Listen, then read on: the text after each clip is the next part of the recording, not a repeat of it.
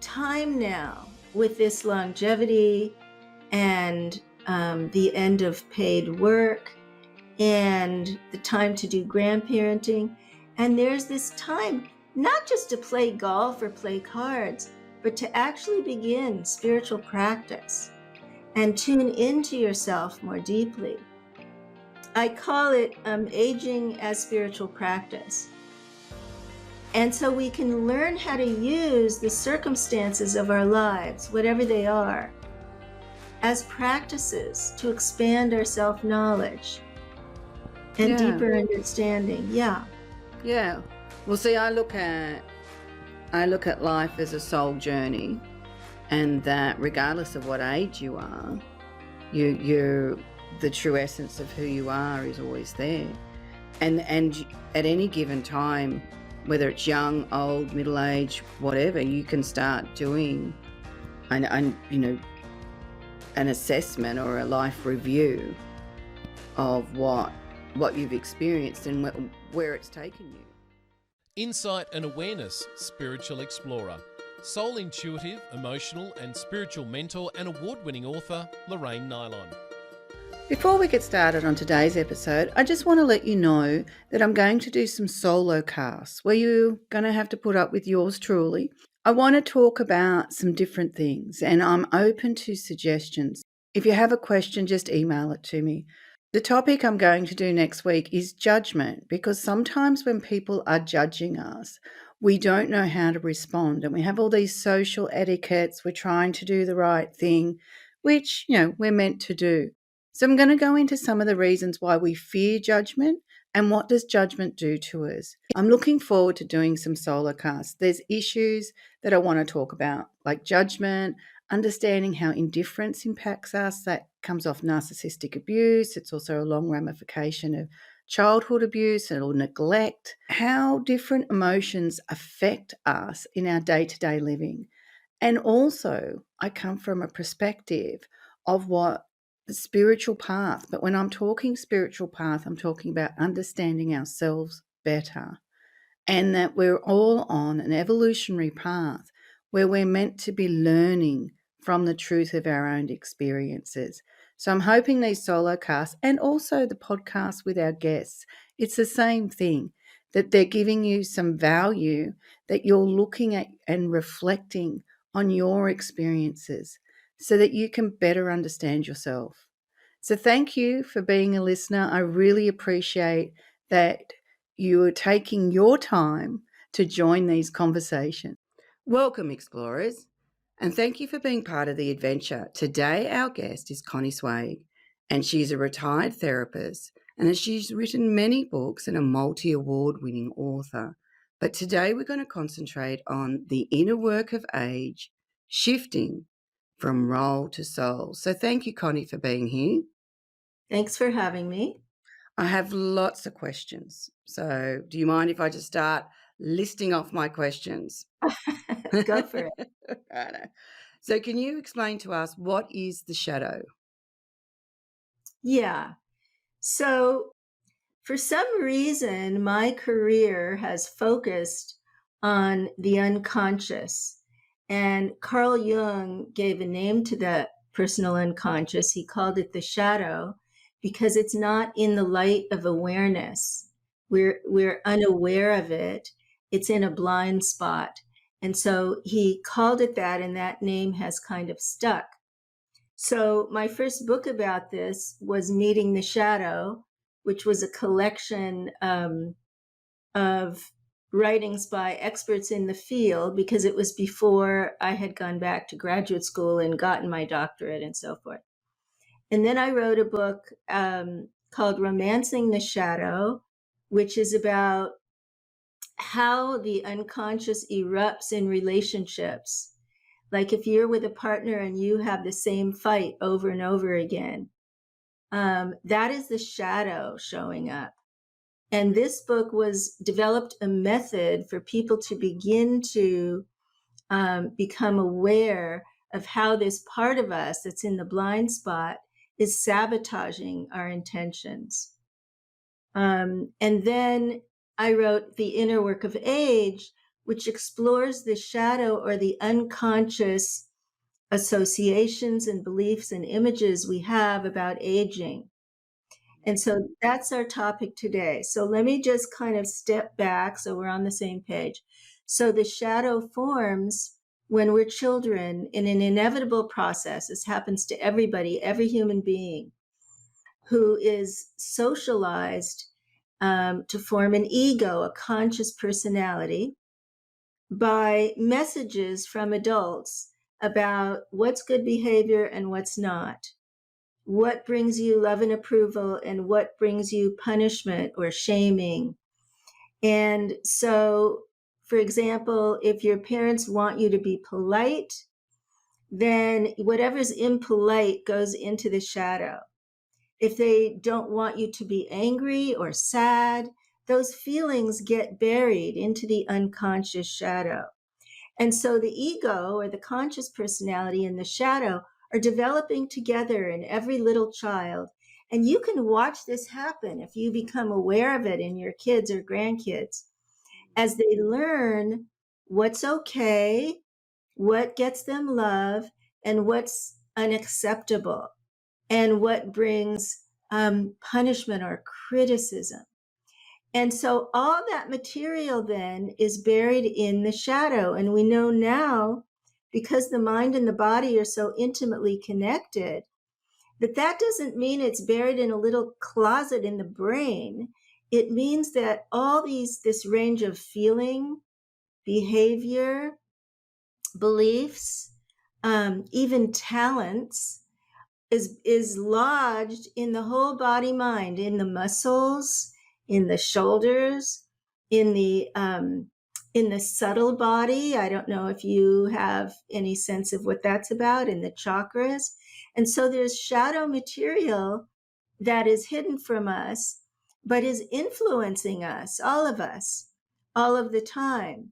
So if you struggle with addiction, it's a shadow part that's erupting. If you struggle with depression, there's a shadow part that's erupting. So this somehow became my career and what I've been studying and teaching and helping clients with for 30 years. I worked as a psychotherapist. I'm retired from that now. But that was really, people came to me to try to get a deeper understanding of their own unconscious process and how it was sabotaging their conscious lives. Yeah, Okay? that makes sense. And so do you believe that we reincarnate with our shadow, or where do you sit with those kind of I don't concepts? know. You don't know. Yeah, okay. Yeah, no, fair enough.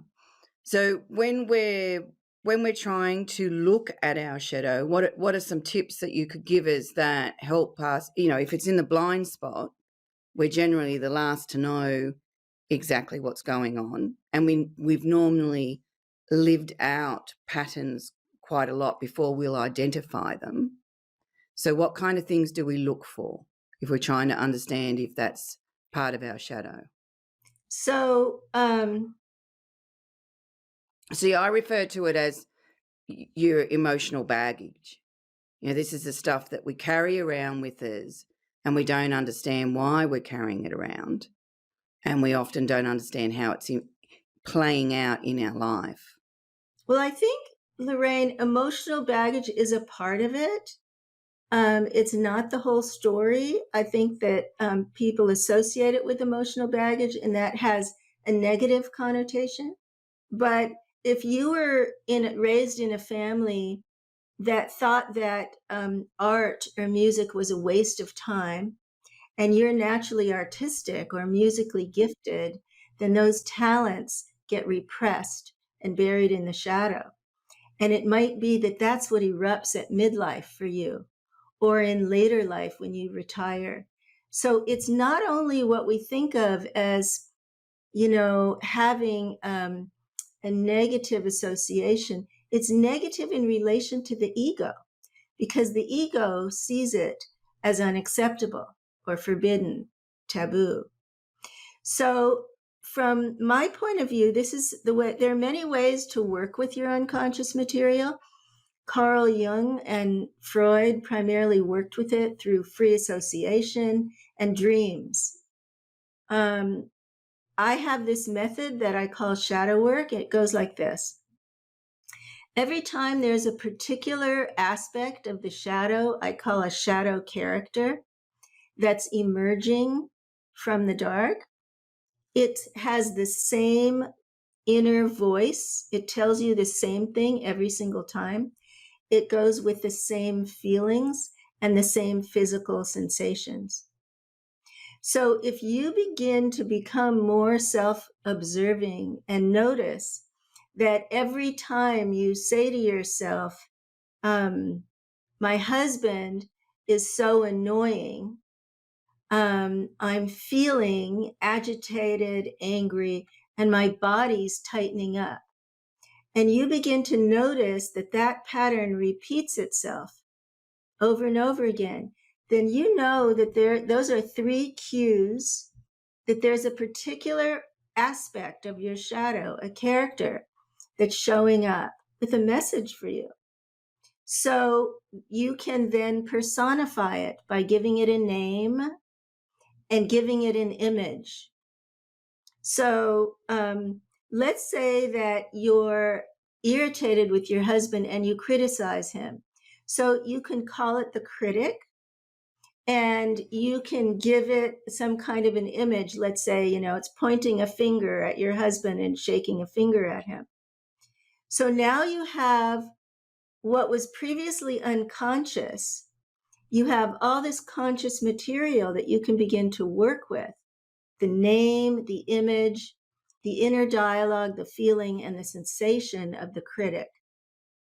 And so you can then trace it back in your history. How long in your life has that been coming up? What was this sort of origin story of the critic? And when you discover how it started, what you'll find is that there's a valid need there. There's a valid emotional need in that shadow character. So I had a lot of clients who would criticize their spouses when they needed distance or space. And so they would push the other person away with criticism rather than doing it consciously and saying, I need a day to myself. So they create this distance and they hurt the intimacy because it's the shadow acting out. But when they discover that there's actually a valid need there, then they can do that consciously without hurting the other person.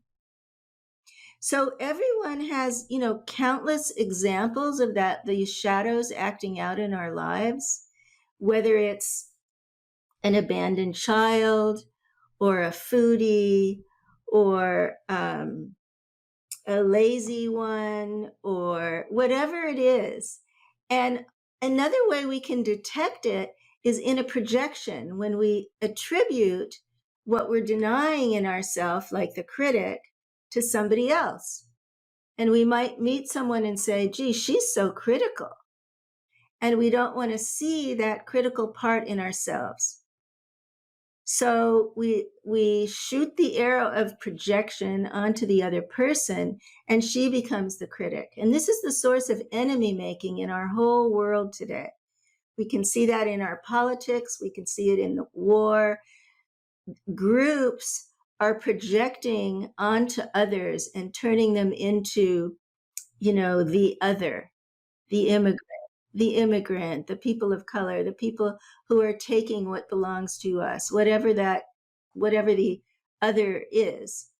So this process of projection is another way that we can identify what's disowned in ourselves. Yeah. And even with projections, it can be narrowed right down to one particular person. They're the problem. If they weren't acting that way, I wouldn't be feeling this way. That's right. If they weren't doing that, they're causing me the problem, instead of identifying there's an inner issue going That's on. right. So when someone is being projected at like that, what can they do to help that person understand it? Because generally, if you don't want to deal with your shadow, you become the problem if you point it out. You know, I'm like not you've sure exactly. I'm not sure what you're saying, but so you know, so so there's, we're basically got these shadows. So we're so which in my language we're acting out our stuff. If we don't deal with it, we'll act it out, which is projection. We'll Mhm. blame, we'll target, we'll do all sorts of things to whatever we think is triggering our emotional responses or thought process. So if you're looking at someone and you're on the receiving end of being projected at, and then you try to say to someone, hang on, that's not about me, that's something to do with you, which is where you should go within yourself if that's how you feel. You should be able to acknowledge and discern if someone's projecting at you or whether you've actually done something that's triggered them. So if we're all walking around with these shadows and we're projecting at one another, how do we actually deal with that when we're on the receiving end of that? That's what the question was. well, you know, people who live with stigma and bias, people who are the target of a lot of projection, suffer a lot. So whether it's racism or ageism, um, or enemy making of some other kind, it's very painful to be the receiver of individual or collective projection. And unless there's a safe, intimate relationship with the sender, you can't really communicate about, um, you know, how to clarify or how to correct the person's information. And so what happens is a lot of, you know, people are speaking French and Turkish to each other. There's no connecting, and because they're in projection, they're not in reality. So they're not actually seeing who the other person is or people are. If you're in an intimate relationship or a friendship and you can mirror, you know, you make an agreement to process together and mirror each other, then you can say, I don't feel seen. That's not really accurate about me. Can I tell you what my truth is here? I'm not really XYZ. I'm wondering if that's about you. Could you check that out? Because it's hurting me to be attributed to that way. It's hurting me. So could you check that out? But that kind of relationship is rare. It takes That's a true. certain, you know, it takes a lot of intimacy and safety to be able to do that for each other. Many years ago, I gathered a group of friends around me and I said, how was your experience of me this past year? And 4 out of 6 of them said, you were judgmental. And so I took on my shadow character of the judge and I worked on it for a very long time. But how many people are going to do that, right? How many people are really willing to walk the talk in that way? I don't Mm. know, you know? And then So, how many people have got that circle of friends that will be honest and nurturing at the same time instead of right, taking it as an opportunity to, you know, outlay some resentments and some of their shadow? right. Yeah. So, you know, at different stages of life, there are different shadow issues. And so we want to talk about the inner work of age. So in midlife and beyond, different shadow issues come up because we live in an ageist world. We've internalized a lot of ageism, which we're unaware of. It's in the shadow. I was certainly unaware of mine before I started my research on this book. And then what I discovered is there's a shadow character called the inner, I call it the inner ageist, that's targeting that ageism against ourselves. We all are aware of how much is targeted against other people. In the States, you know, there's so much institutionalized ageism, and we really saw it during the first COVID, the first cycle of COVID, when people were openly saying, you know, let the people in nursing homes die. I mean, people were openly kind of discarding and dismissive of elders. And so it became so apparent, even though, most people have known about it for a long time. It's apparent in the media. There's a lot of research about how elders are portrayed in movies and television. So if you, like me, didn't have a model of a positive elder when you were growing up, I didn't really have a positive grandparent or aunt or uncle, then you don't internalize anything but the negative images of growing old in the collective. Or like my dad, I remember him making kind of contemptuous statements about older people on television and neighbors and stuff. So when I discovered in myself this part of me that was dreading growing older, anxious about it, feeling uncomfortable in my body, feeling ashamed of my wrinkles and things, I began to realize that I was targeting that projection against myself. And as I began to explore my own inner ageist, many, many insights came and deeper understanding came. And that's what led me to write this book. Right. So, and that's just one of the shadow characters that we discovered in the research, because when I ended up, interviewing hundreds of people, and there are lots of spiritual teachers in the book talking about their experience of aging. So I ended up really recognizing how universal this problem, and how uncomfortable people are in this society that gives the message that young is good and old is bad. Independent is good and dependent is bad, right? Yeah. Strong is good and weak is bad. And so we've all learned that as kids. And then here we are. So you're younger than I am, but I have 74 years of life experience. Sometimes I can't believe how long I've been around. And so I'm now one of them. I was in Berkeley in the 60s, right? I was in Berkeley in the 60s, right? Saying I'd never believe anybody over 30. And now here I am. Yeah. So it's extreme. So the point is that at different stages of life, different shadow issues emerge. Yeah. Yeah. And I discovered that nobody was writing about that. There were no books about aging and the unconscious process. And yet, yeah. I was going to say, and what did you learn from your process of writing the book? What did you find that we struggle with as we're getting older within ourselves? Well, the first shock that I had was research out of Yale University, the psychologist who for many decades studied large groups of people and their internal unconscious attitudes about age and how they affected their health. And she called it embodied stereotypes, but I would call it internalized shadow characters. And what she found was that people who had positive images and associations had better brain health, better cardiac health, better memory, even better longevity than people who had negative images and associations with getting old.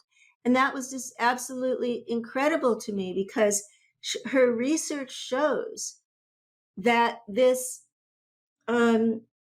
information in the shadow is affecting the whole mind body. It's affecting every aspect of our health. And so our need to really kind of excavate it and understand it and shed light on it is imperative if we want to live, a healthy, gratifying later stage of life. And now with this new longevity, people are living as long after retirement until death as we live the other stages of life. It's an entirely new stage of longevity. And so with that, it's really, imperative to be able to remain as healthy and high functioning as we can during that time. So that's one of the kind of larger contexts for the book. Another one is that retirement is a transition that is not honored. There's no rite of passage in Western culture for retirement or for becoming an elder, for moving across that threshold. And so people are extremely disoriented. There's in the States, there are 10,000 people turning 65 every day. That's the baby boom generation. And there's no guidance. There's no rite of passage. There's nothing, offered by society. In some indigenous societies, there are rites of passage to become an elder, and elders are revered. But in mainstream postmodern Western culture, it's not the case. So I wrote the book so that it would read like a rite of passage. And so you kind of go through step by step, exploring these themes, like the inner ageist and retirement and illness and spirituality and activism and death and so on. And you begin to realize that there is purpose and meaning to this stage of life, but it's not the same as it was in midlife. It's no longer about accomplishment, productivity, self-image. It's not. And so if we don't know that we actually need to shift our priorities, our values, then we end up feeling like there's no meaning or purpose. And this is, I think, a big reason why there's a lot of depression, a lot of drug abuse, alcohol abuse, and suicide among elders in Western society. White men particularly have a high rate of suicide after they stop working. So, right? So what is that about? And how do we offer guidance to people that isn't about, I can't give you my meaning. I can't give you my answers. But what I tried to do in the book is offer many, many practices, both psychological and spiritual practices, guidance from teachers from all of the different traditions. And, all the traditions teach that this stage of life is about spirituality or contemplation. Every tradition teaches that. And so if you have a lineage or an affiliation with a denomination, you can find practices there.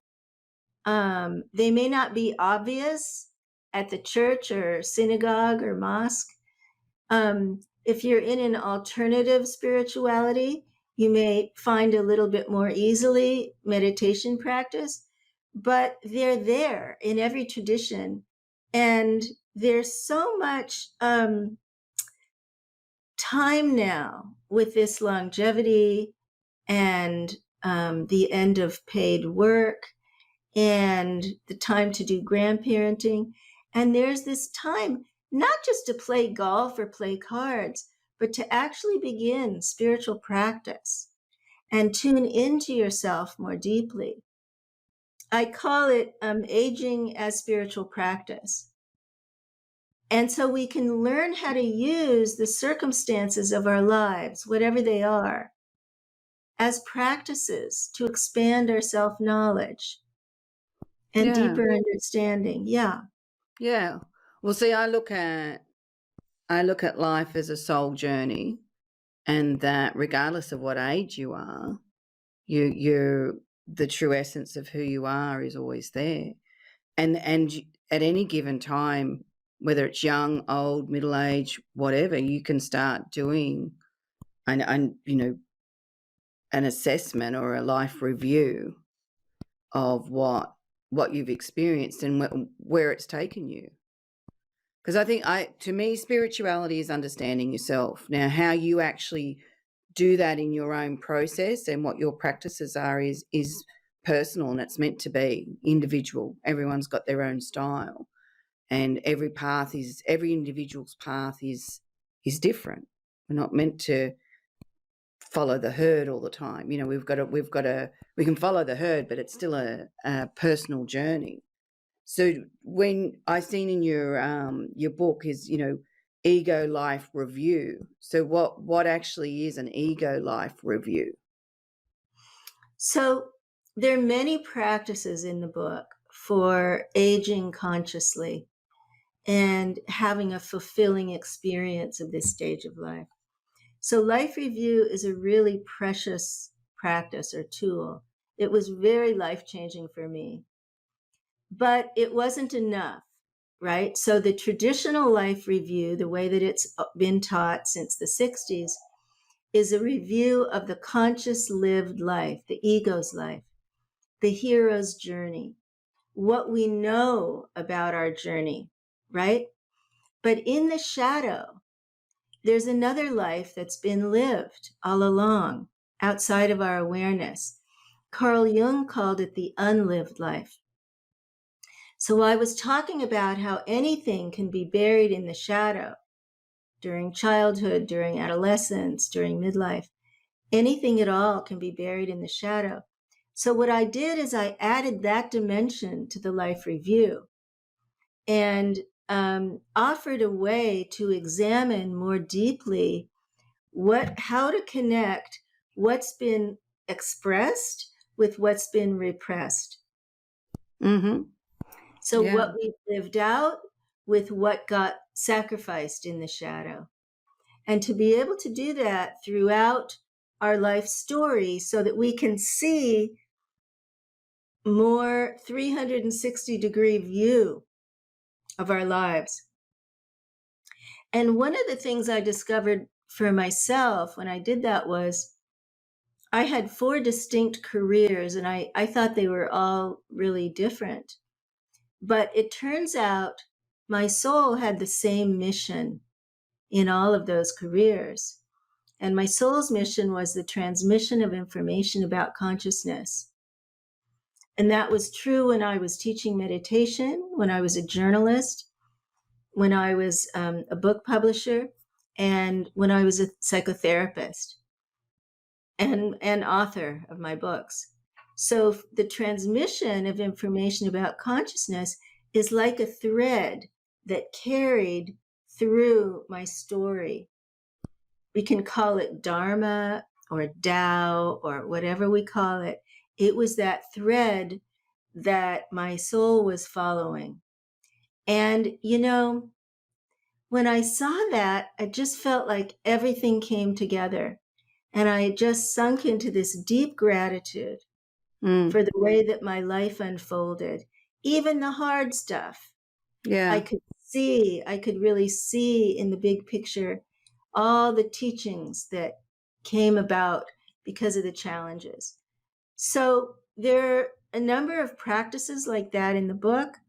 And sorry, I'm going to jump in there because it's funny because as soon as you said that thread, it's like I felt instantly happy for you. Like it's like like it's like, oh yes, there's the purpose of your life and you've understood it. Right. That's a beautiful thing because some people don't ever understand it in a way that they can articulate. Right. So that's a beautiful place to be. And you mentioned the soul's journey. Mm-hmm. So that was not my ego's mission, right? That was my soul's mission. Mm. That was something I think I was given. I came in with that. Yeah. And the subtitle of the book is Shifting from Role to Soul. So let's talk about that. Yeah.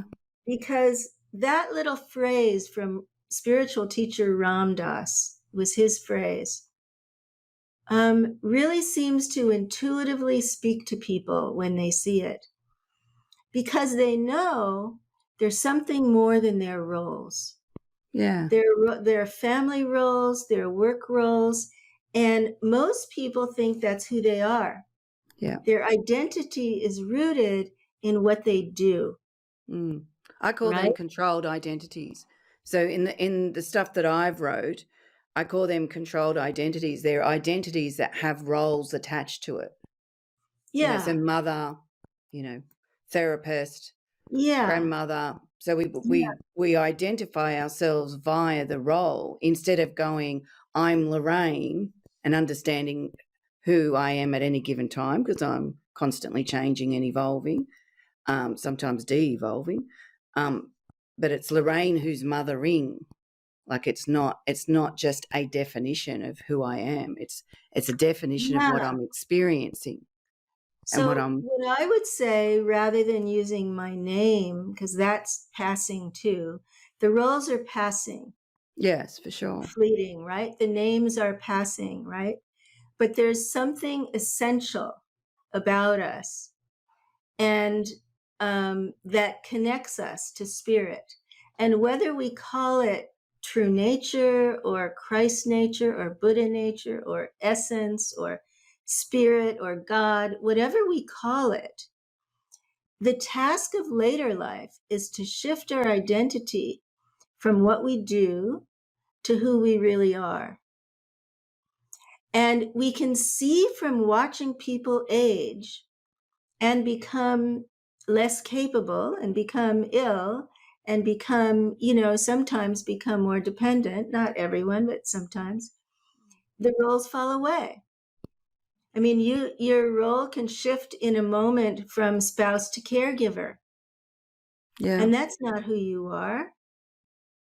And so the point of the purposes is to begin to identify with and embody our spiritual nature. And that's aging as a spiritual practice. You said earlier, I'm a soul on a journey. So if that language resonates, that's beautiful. Practice that. Mm. What is that like moment to moment for you? What is it like to relate to other people or to watch the news as a soul on a journey? And really to practice that. Or if it's some other, whatever language you use, doesn't matter to me, but to begin to sink into your thoughts, feelings, your body, into that enlarged identity. Somebody said to me, I am that which lives and breathes through everything. So that's a beautiful way of saying it. So whatever it is that however you language it, that's the task now for this stage of life. Yeah. And I think however you language it, understand your perception of what that language means. Don't just adopt a belief system. Have an understanding of it for yourself. And that then holds you very grounded in your own understanding, which is ever evolving. Life's changing around us all the time and we're experiencing different things. And aging is a constant change as we go through the process. So we're constantly changing our perception of life. So let me pick up on what you just said about beliefs. So when we do a life review, it's very easy to see where we need emotional repair. Where were we hurt or where we hurt others? Where we might need to offer forgiveness or receive forgiveness, right? Yeah. And so the term of completing emotional unfinished business is kind of a well-known term. Mm-hmm. But I think there's another task, which is completing unfinished spiritual business about our beliefs, about our images of the divine, about our relationship to spirit. And so this time of life is really important to reevaluate any beliefs or images. I'll give you an example. I had a client who came in and said he was Buddhist. He was doing Buddhist meditation practices. and he had Buddhist beliefs, but he couldn't figure out why he felt so much shame about his sexual desires and why he was so uncomfortable with them. And as we explored, what we discovered was when he was raised Catholic, his sexuality was really shamed. And he had an image in his unconscious shadow of a sort of Pope-like figure shaking a finger at him every time he had a sexual impulse. He had forgotten about that for many, many decades, and he was identified with Buddhism. But that unconscious image was stirring up these lifelong feelings of guilt and shame in him. So one of the practices that seems important to me is examining our spiritual beliefs, our images, our faith or lack of faith, our religious trauma. Many people have experienced, religious betrayal, spiritual abuse. And so that's yet another task for this time. And it comes in the context, of course, of facing our mortality. So if we're in denial of mortality, we can't really become an elder because we're not really going to reprioritize things. Like I had a 68-year-old say to me this week, "Oh, I have lots of time. I don't have to think about it." Right? So then you don't really become an elder unless you carry mortality awareness. The fact that time is becoming less, and what I call shadow awareness, the fact that we're connected to the collective unconscious and the personal unconscious and all of this shadow material, and spirit or pure awareness, a transpersonal center. And so these three qualities for me can lead to becoming an elder rather than a senior. We all become seniors at 65, but many don't become elders. Yeah, I don't think you can be a true elder unless you unless you really understand yourself and that you accept the wisdom that you learnt along the journey. Yeah. Do you know what I mean? That's how elders have learned throughout their journey through experience and what they've observed. And that's how that they've built that beautiful wealth of wisdom that we sadly have disregarded as Yes. wisdom. So, Yes. so what do you think that humanity needs to acknowledge and understand for us to evolve? Well, I think we need to understand how much denial has held us captive. Yeah, true. And denial is a shadow issue, right? It's a defense. Yeah. That preserves the status quo. So we have denial of the climate crisis. Yes, We we do. have denial of the threat to democracy. We have denial of the aging of the whole world population. I could go on. Yeah. And Yeah. so for me, one of the root causes is that we have individually and collectively denied reality because of projection, because of blaming, because of money and corruption, vested interests in the status quo, and so on, ego. So for me, that's, very much a root cause. Yeah, that's brilliant.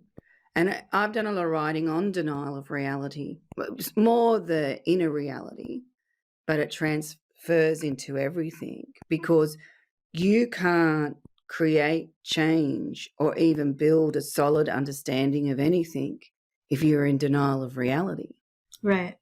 Yeah. So until you and if you don't acknowledge the denial, which is hard because you're in denial, so there's your blind spot. That's what that blind spot is you're in denial of your own inner or external reality. And we disassociate with stuff that we are unsure how to deal with. So we then disassociate from really feeling it. That's why people can be extremely nasty to other people, and they're disassociating from how that actually is felt to the other person. And they just hold on to their own personal judgment and justification of really securing their own denial of reality. Yeah, they lack empathy. Yeah. Yeah. But it's see, when I look at the soul, I look at it as you've got your soul's consciousness. So that's the core essence of who you are. So take away your body, take away this life. That's what's left. So however you want to refer to that. And your soul's unconsciousness, which is anything that you've co-created, created, suppressed, repressed, and you've stored in your own energy system, your unconsciousness, and it's just there, which is your shadow, waiting to be dealt with. So your emotions, your belief systems, your fears, all the rest of it. So your soul's trying to deal with your unconsciousness, and your unconsciousness is trying to hold space, hold dominance. So it's constantly been shown to you by the two aspects of ourselves. If you want to break it down into simplistic terms, that's how I perceive it. And then we, as the interface, having this life, it's our purpose to really, we're either going to resolve the energy that is not of our soul that we're carrying, or we're going to keep producing it and generating it and using it. But we make the choice. For me, I feel that I have expertise in depth psychology. That's my training, Mm-hmm. which is about the unconscious. But I don't speak about metaphysics because it's not my expertise, and because it's not my direct experience, it just feels like belief. It feels like maybe the mind is making things up. So I do. And my new book now, Meeting the Shadow on the Spiritual Path, the dance of darkness and light in our search Mm-hmm. for awakening, is also not about metaphysics. It's about how depth psychology can help us understand our spiritual yearning for the Mm-hmm. divine, for transcendence, for non-duality. What is that about? And what is enlightenment? What is awakening? Based on the direct experience of people I know. So And how do you define spiritual awakening? well, I'm not going to define it in a limiting way, but what I'm saying is Oh, I'm not an expert in metaphysics, so I'm not yeah. going to talk about past lives and what happens to the soul and all that. I can't confirm or deny what you're saying. I understand it's your belief, but what I'm saying is that my contribution is, how does our unconscious process affect our aging and our awakening? Yeah, What's for the sure. role of the unconscious in spiritual awakening? Yeah.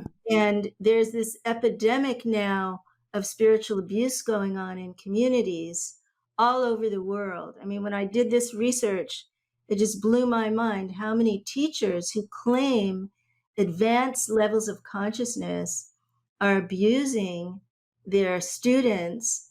I mean, like what you just said, without any empathy.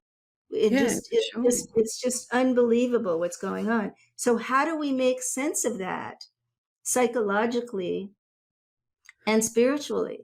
How Yeah, do no, I what kind of, agree. yeah. Yeah, no, I really agree. And the reason why I asked you the question is it's actually on your media sheet. What To is? your spiritual awakening. What is spiritual awakening? Hmm. As one of your topics, one of your questions. That's too long a conversation. Fair enough. No, it is, because that's the reality, is that we try to simplify things that are complex, and there Yeah. are many layers to them. So I agree. That's a fair answer.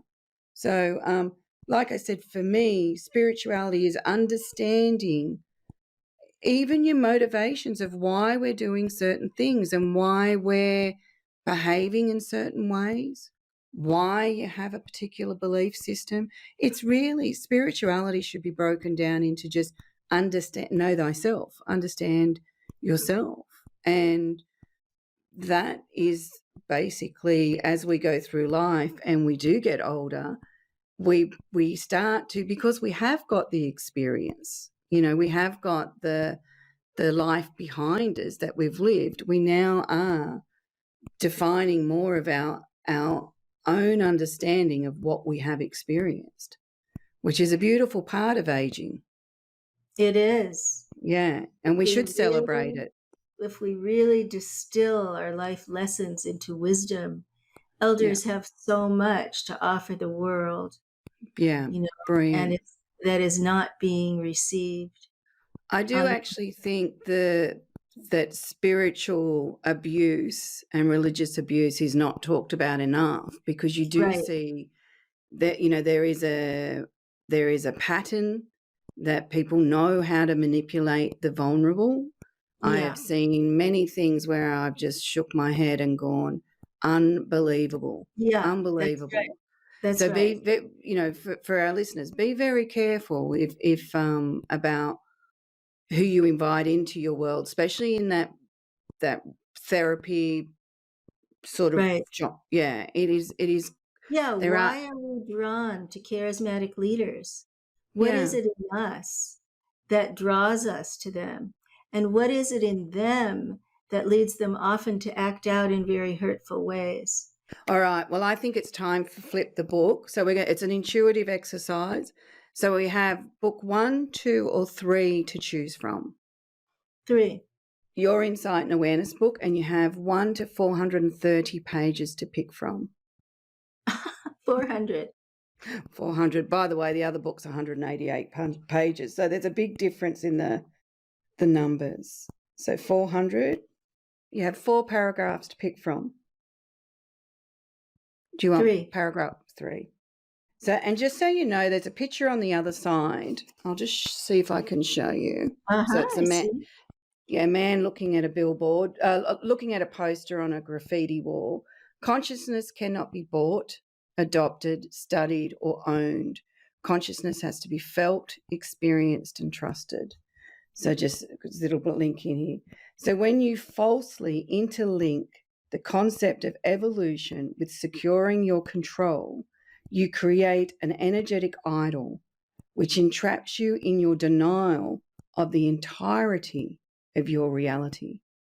Unfortunately, you become emotionally stuck within the repetitiveness of your emotions, beliefs, and agendas.